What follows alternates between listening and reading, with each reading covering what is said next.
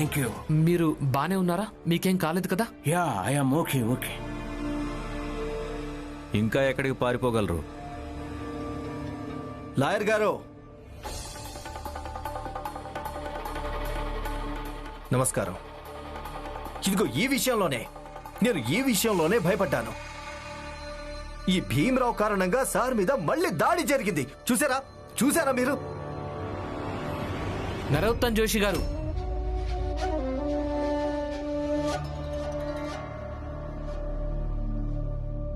ఒక నిర్ణయానికి రావడానికి తొందరపడకండి. అసలు వీళ్ళెవరో ముఖం చూడనివ్వండి ముందు.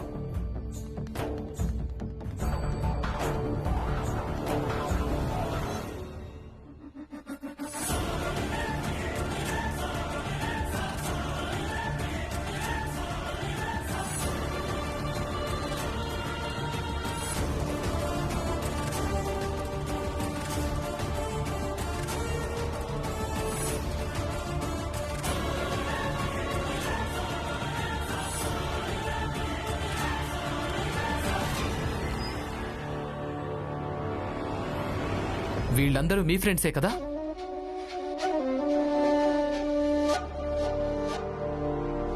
నేను మీ అందరినీ అడగొచ్చా?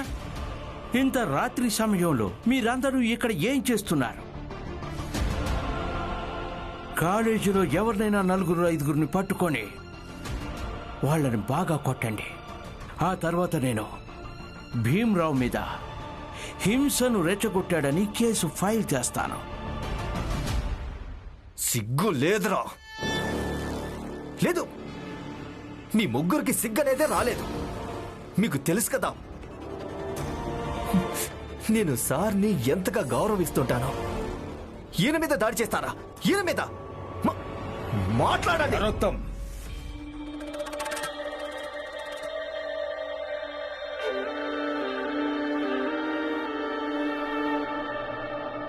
అసలు నువ్వు ఇలాంటి పనికి మాలిన వాళ్ళని ఎందుకు మిత్రులుగా చేసుకున్నావు? సిగ్గనిపించడం లేదు నిన్ను? సాహెబ్ సార్, మీరు చాలా పెద్ద అధికారి. నేను కూడా మీలాగే పెద్ద అధికారిని కావాలనుకుంటున్నాను. నాకు తెలీదు వీళ్ళందరూ కూడా చదువుకున్న ప్రాధాన్యతను అర్థం చేసుకుంటారో లేదో, కానీ నాకైతే బాగా తెలుసు. ఈ రోజు మీరు ఏ స్థానంలో ఉన్నారో ఒకవేళ అక్కడికి చేరుకోవాలంటే చదువుకోకుండా చేరుకోవటం అస్సలు కుదరదు. అందుకే నేను మీకు విజ్ఞప్తి చేసుకుంటున్నాను, మీరు మా కాలేజ్ని మోయించకండి సార్. ఇది నాదో లేక మీదో గెలుపోవటంలే విషయం కాదు సార్. విషయం కేవలం ఇంతే, నేను నా ఆర్థిక సహాయాన్ని కాపాడుకోవాల్సి ఉంటుంది. పై చదువులు చదువుకోవాల్సి ఉంటుంది. చదువుతూనే ఉండాలి సార్. ప్లీజ్.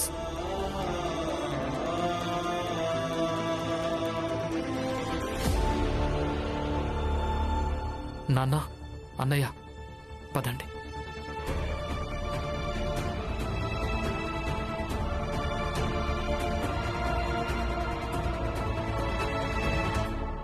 ఇక తర్వాత ఏం చేయాలి? నేను నీ లాయర్ని, ఫీజు తీసుకున్నాను కదా. నువ్వేది చెప్తే అది చేస్తాను. కానీ ఒక్కటి ఆలోచించు, పోయినసారి నీ మీద దాడి జరిగినప్పుడు అది వీళ్ళందరే చేసుంటారు. ఎందుకంటే నువ్వు కాలేజ్ మోయించాలని. ఎందుకంటే వీళ్లకున్న లక్ష్యం ఒక్కటే, ఏదో ఒక రకంగా భీమరావు చదువుకోకుండా ఆపడం.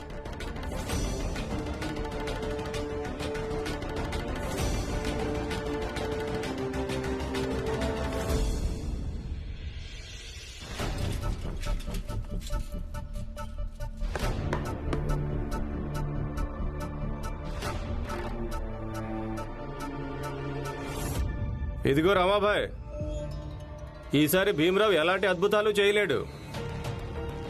ఎందుకంటే ఆ ఆంగ్లేయ అధికారి అలాగే ప్రచండ్ దేవ్ ఇద్దరు మిత్రులు. ఆయన అంత పెద్ద వ్యక్తి భీమరావుకు ఎందుకు సహాయం చేస్తాడు? నువ్వు ఇలా ఆందోళన పడుతున్నావు కదా, దానికి బదులు ఇది ఆలోచించు. ఆంగ్లేయ అధికారి ఒకవేళ భీమ్ని పట్టుకుని జైల్లో పెడతాడేమోనని.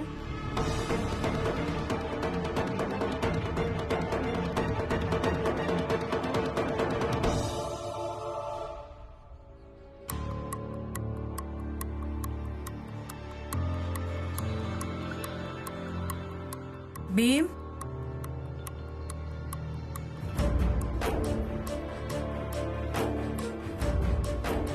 ఏమైంది? ఆ అధికారి గారు ఏమన్నారు? మేమేం రుజువు చేయాలనుకున్నామో అది చేశాం. ఏంటి ఏమైంది భీమ్? నువ్వు పై చదువులు చదువుకోవచ్చు కదా బాబు. అలాగే భీమ్రావ్, నీ ఆర్థిక సహాయం ఆగిపోలేదు కదా? అత్తయ్య, వదినా, ఈ వ్యవహారం న్యాయస్థానం లోపల నడుస్తున్న కేసుకు చెందింది కానే కాదు.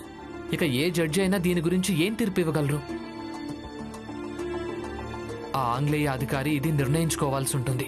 ఆయన ఏం చేశాడో అది ఒప్పేనా లేక తప్పా అని. తప్పు చేశాను.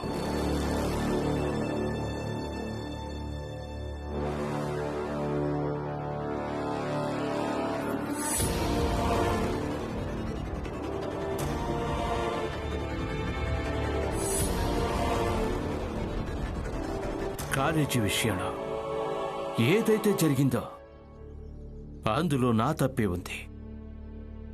ఇక అందుకు నేను నీకు క్షమాపణ చెప్తున్నాను.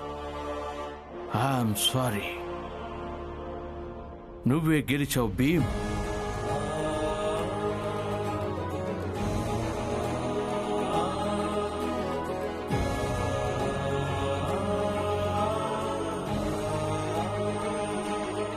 కానీ నన్ను నువ్వు ఓడించలేదు. నిజానికి నీలో ఉన్న ఏ విషయం ఓడించిందంటే నువ్వు నాకు చెప్పిన విషయం. సార్, మీరు చాలా పెద్ద అధికారి. నేను కూడా మీలాగే పెద్ద అధికారిని కావాలనుకుంటున్నాను. ఈ రోజు మీరు ఏ స్థానంలో ఉన్నారో ఒకవేళ అక్కడికి చేరుకోవాలంటే చదువుకోకుండా చేరుకోవటం అస్సలు కుదరదు కదా. ఇది నాదో లేక మీదో గెలుపోవటంల విషయం కాదు సార్. విషయం కేవలం ఇంతే. నేను నా ఆర్థిక సహాయాన్ని కాపాడుకోవాల్సి ఉంటుంది. పై చదువులు చదువుకోవాల్సి ఉంటుంది. చదువుతూనే ఉండాలి సార్. ఇదిగో సాయాజీ మహారాజ్ దగ్గరికి చేరవై నీ స్కాలర్షిప్ కొనసాగుతుంది. తీసుకో.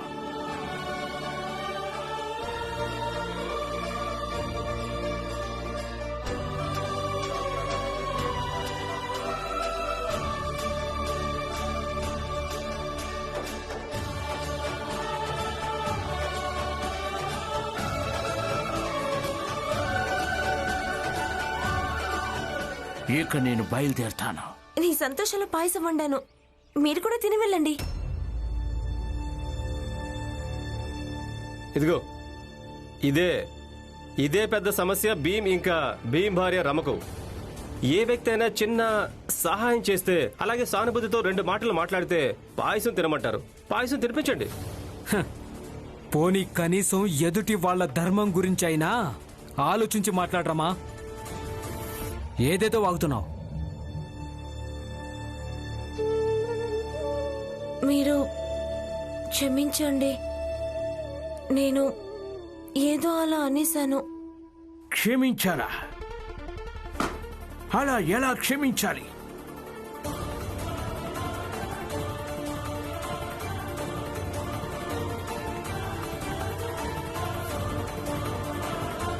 మాట అన్నప్పుడు తినిపించాలి కదా.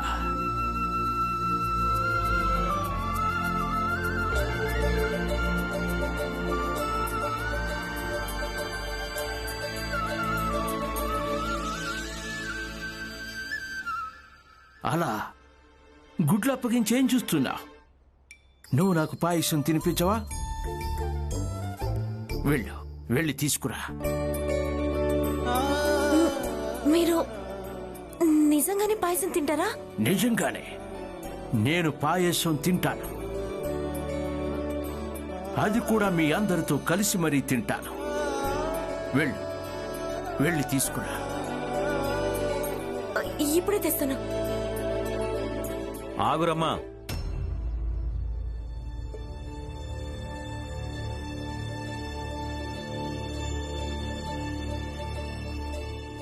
ఒక గిన్నె నా కోసం కూడా తీసుకురా.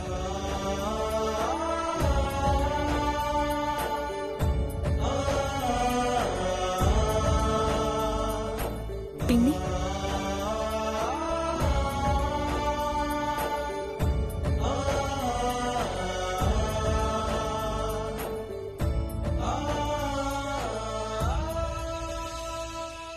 నరోత్తం 3 మిత్రులను స్టేషన్కి పంపించాను. రేపు కోర్టులో కనీసం 1 సంవత్సరం శిక్ష ఎలాగూ వేయించగలను. Good, very good.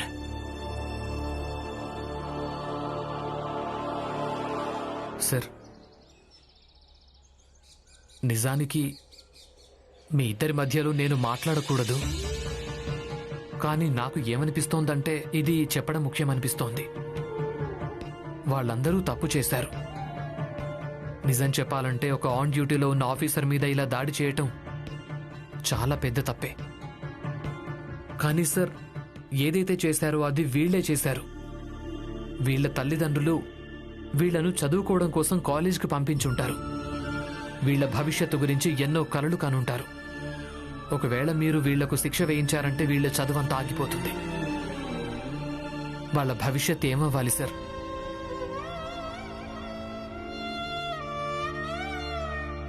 నేను మీ ఇద్దరికి విజ్ఞప్తి చేసుకుంటున్నాను. వీలైతే ఈ తప్పుని క్షమించండి. You are such a nice boy. ఎవరైతే నీ విషయంలో అంత చెడుగా చేశారో నువ్వు వాళ్ళందరినీ క్షమించమని మాకు చెప్తున్నా. I appreciate you. బట్ ఈ విషయం గురించి మనం ట్రీట్ చేసిన తర్వాత మాట్లాడితే ఎలా ఉంటుంది? నువ్వు మాకు నిలబెట్టే పాయసం తినిపిస్తావా, లేక మేము కూర్చోవడానికి దాన్ని ఏమంటారు ఏర్పాట్లు కూడా చేస్తావా? బాబాయ్,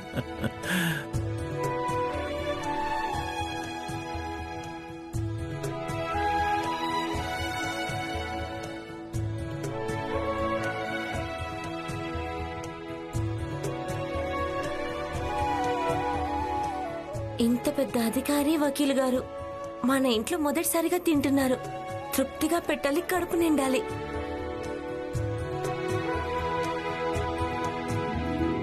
అయ్యో రమా, నెమ్మదిగా వేయి. లేదు,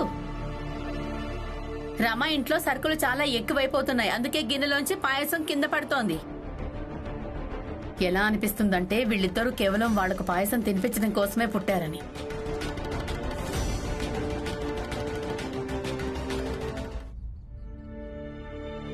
ఇప్పుడు వస్తా.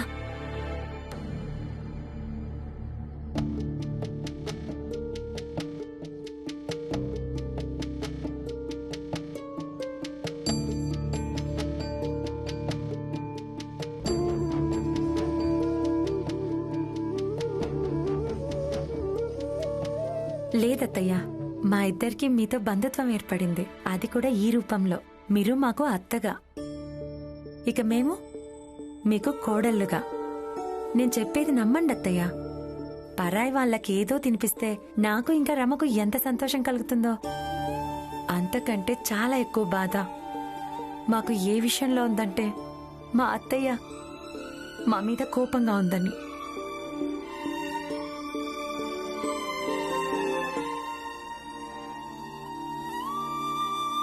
తినండి.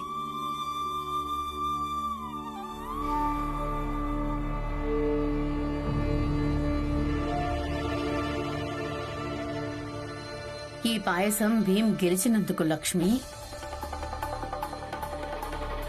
ఇక నేను చావడానికి ముందు భీమ్ గెలిచినందుకు పాయసం నా గొంతులోంచి కిందకి దిగదు.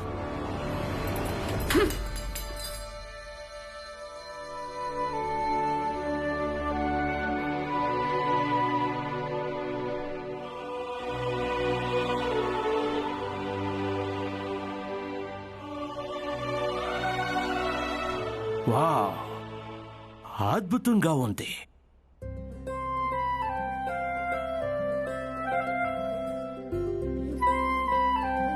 ఇందులో ఏమేమి వేశావు? సార్, కేవలం ప్రేమ. మాలాంటి చిన్న జాతి వాళ్ళ దగ్గర ప్రేమ తప్ప ఇంకేం ఉండదు.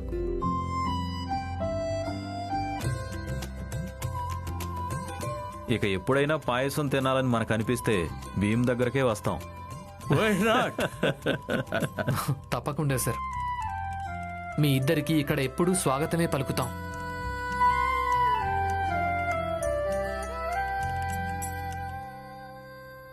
నువ్వు చదువుకొని ఎంత గొప్పవాడివి కావాలంటే ప్రతి నాయి నీకు జుట్టు కత్తిరించాలనుకోవాలి, ప్రతి వ్యక్తి నీ దగ్గర కూర్చోవాలనుకోవాలి, ప్రతి వ్యక్తి నిన్ను తాకి గర్వంగా అనుభూతి చెందాలి. ప్రచండదేవ్ గారు,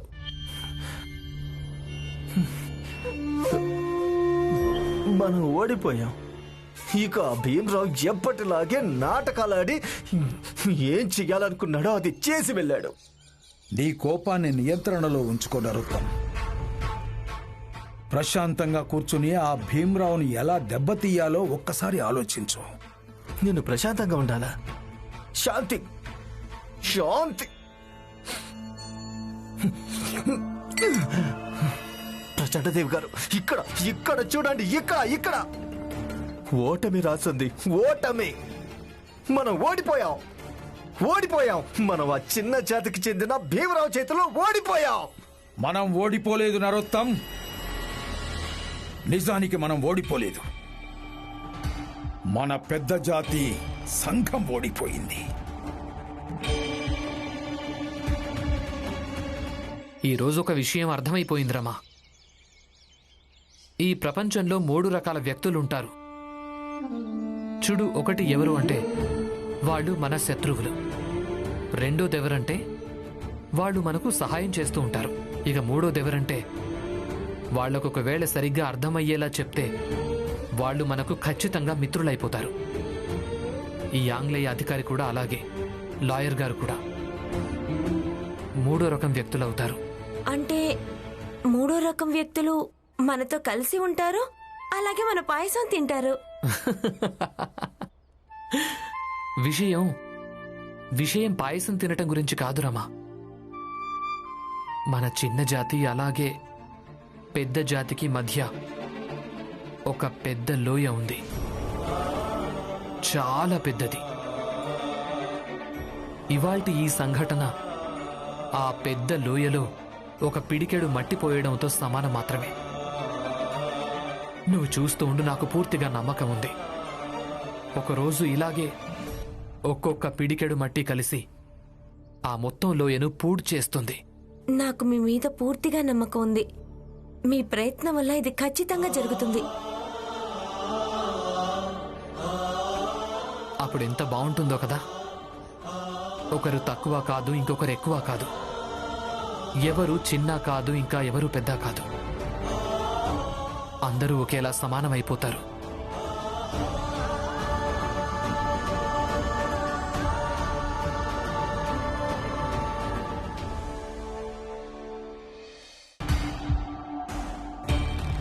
నరోత్తం జోషి ఓడిపోలేదు. నిజానికి నరోత్తం జోషికి చెందిన తరంలోని ప్రతి ఒక్క వ్యక్తి ఓడిపోయాడు. ధర్మం, సంస్కారం, సాంప్రదాయాల మీద నమ్మకం ఉండే ప్రతి వ్యక్తి. ప్రచండ దేవ్ ఓడిపోలేదు. నిజానికి మొత్తం ఈ తరమే ఓడిపోయింది. అసలు రాబోయే తరాలకు మనం బోధించాల్సిన విషయం ఏంటంటే తను ఎంత గొప్పదో ఇక ఆ చిన్న జాతి వాళ్ళు వాళ్లకున్న స్థోమతేంటో అది వాళ్లకు తెలిసేలా చెయ్యాలి. చూడు నరోత్తం, చరిత్ర రాయడం జరిగినప్పుడు ఇందులో నరోత్తం జోషి అలాగే ప్రచండ దేవ్ పేర్ల గురించి ఎక్కడా ప్రస్తావన ఉండదు. కానీ ఇది ఖచ్చితంగా చెప్పడం జరుగుతుంది, మనం ఉన్నాము అని. మనం ఉన్నాము అని, అలాగే మనం ఏమీ చెయ్యలేకపోయామని, ఏమీ చెయ్యలేదని. కానీ నరోత్తం ఒకవేళ మన పేర్లు చరిత్ర పుటల్లో సువర్ణాక్షరాలతో రాయాలనుకుంటే మనం ఏదో ఒకటి చెయ్యక తప్పదు.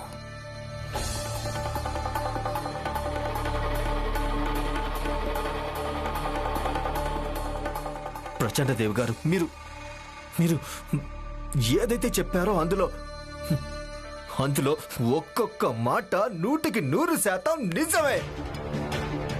కానీ మనం ఏం చేద్దాం? ఏం చేద్దాం మీరే చెప్పండి. నాకేమి తట్టడం లేదు. ఆ భీమరావును ఎలా ఓడించాలా అని. మన జాతిలోని ప్రతి ఒక్క వ్యక్తిని నరోత్తం జోషిలా మార్చు.